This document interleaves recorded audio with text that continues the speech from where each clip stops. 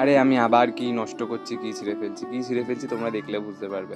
আচ্ছা, পাটিপত্রের উপরে তো অনেক কিছু লিখতে হয়, নিয়ম সেগুলো লিখেছি, কিন্তু ভিতরে কি লিখেছি বলে তো তোমাদের দেখাবো না। ভিতরে আমি লিখেছি আমার যৌতুকে কি কি লাগবে। আমার দেখো, যৌতুক বলতে কিন্তু গাড়ি বাড়ি লাগবে না, সেগুলো নেই তাও লাগবে না। আমার লাগবে হচ্ছে অনেকগুলো তুলি কলকা করার, অনেক কালারের রং, আঠা, পুঁথি, কুলো, গাছকৌটো এসব লাগবে। মানে আমার এগুলোতেই তো চলে, তো আমার এগুলো দিলেই হবে, আর কিছু লাগবে না। ক্লের জিনিসগুলো উপরে লাগিয়ে নিয়েছিলাম, দেখো তো কেমন লাগছে ক্লের জিনিসগুলো লাগানোর পরে। এরপর আমি একটুখানি ভালো করে বার্নিশ করে দেবো যাতে চকচক করে, আমারই মতো এমনি চকচক করি না, কিন্তু জিনিসপত্র লাগিয়ে চকচক করি। তো যাই হোক, তারপরে এই যে ঝালরটা মা বানিয়ে দিয়েছিলো সাইডে লাগিয়ে দিয়েছি। এবার তারপর আরও ছোটো ছোটো কিছু জিনিস লাগিয়েছিলাম, কিন্তু তারপর ঝালরটা লাগানোর পর মনে হয়েছিল ঝালরটা বড্ড বড় হয়ে গেছে। তারপর দেখো ছোটো ঝালর লাগানোর পর কেমন লাগছে তোমরা জানাও। হ্যাঁ, এটা